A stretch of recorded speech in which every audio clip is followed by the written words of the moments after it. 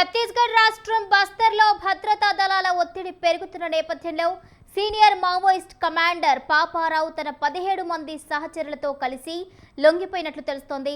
అధికారిక ధృవీకరణ ఇంకా రానప్పటికీ ఇవాళ బీజాపూర్లో లొంగిపోవచ్చని ప్రచారం జరుగుతోంది.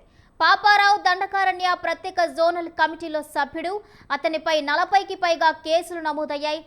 దక్షిణ బస్తర్ ఇంద్రావతి ప్రాంతంలో చురుకుగా ఉన్న ఈ కమాండర్ లొంగిపోవడాన్ని నక్సలిజంపై సాధించిన ఒక పెద్ద విజయంగా పరిగణిస్తున్నారు.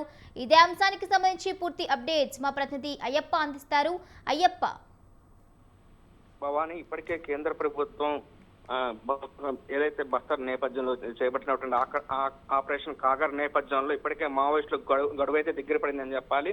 ఛత్తీస్గఢ్ భద్రతా బలగాలకు ఈరోజు ఎందుకంటే పాపారావు అనే వ్యక్తి ఈ రోజు లొంగిపోవడంతో మావోయిస్టుకి పెద్ద ఎదురు దెబ్బ తగ్గిందని చెప్పాలి. ఎందుకంటే ఛత్తీస్గఢ్ బస్తర్ సమీపంలో ఉన్నటువంటి అటవీ ప్రాంతంలో ఈ రోజు తన 17 మంది సహచరులతో అయితే లొంగిపోతున్నట్టు అయితే మనకు తాజా సమాచారం అయితే అందుతుంది. దీనికి ఇప్పటికే అధికారికంగా ధృవీకరణ రానప్పటికీ బీజాపూర్ లో లొంగిపోవచ్చని కూడా వార్తలు అందుతున్నాయి. పాపారావు దండకారణ్య ప్రత్యేక జోనల్ కమిటీ సభ్యుడికి అయితే ఉన్నాడు. అతనిపై ఇప్పటికే 40 పైగా కేసులు అయితే నమోదయ్యాయి.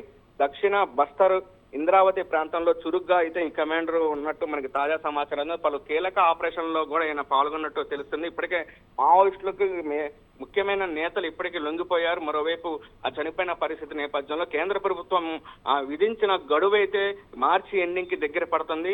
ఆపరేషన్ కాగర్ నేపథ్యంలో ఇప్పటికే మావోయిస్టులు అయితే ప్రక్షాళన చేస్తున్న పరిస్థితి అయితే ఉంది. ఛత్తీస్గఢ్, ఒరిస్సా సరిహద్దు ప్రాంతంలో ఇప్పటికే కుమ్మింగ్ నిర్వహిస్తున్నారు. ఈ నేపథ్యంలో పాపారావు డొల్లకు తగిన తెగకు చెందినటువంటి DKS ర్యాంకు మావోయిస్ట్ అనేది చెప్పాలి.